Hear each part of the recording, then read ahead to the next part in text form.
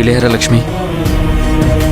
మీకోసం surprise plan చేశాను, కానీ మా అక్క వల్ల ఇలా అవుతుంది అనుకోలేదు. I'm really sorry. పర్వాలేదు, ఇందులో మీ తప్పేమీ లేదు కదా. మళ్ళీ ఎందుకు సారీ చెప్తున్నారు?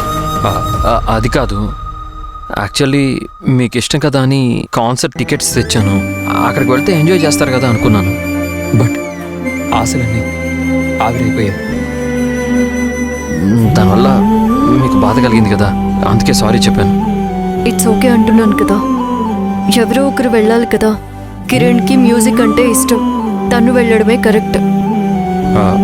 అవును, కానీ మీరు హ్యాపీగా ఫీల్ అవ్వాలని ఇదంతా ప్లాన్ చేశాను, కానీ వృధా అయిపోయింది.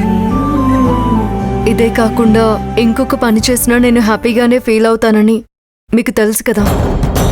ఆ పని ఎందుకు చేయడం లేదు?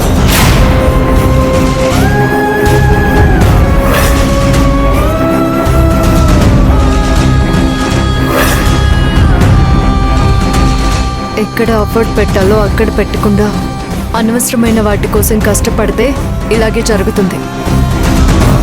అసలు మీరు ఏమంటున్నారు లక్ష్మి? నేను జెన్యూన్గానే ట్రై చేశాను కదా, కుదరకపోతే అది నా తప్పేలా అవుతుంది?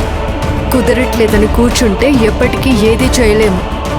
ముందు ధైర్యంగా వెళ్ళి నిజం చెప్పండి. ఇలా రోజులు వెళ్ళిపోతూనే ఉంటే ఎప్పటికీ చెప్పలేరు.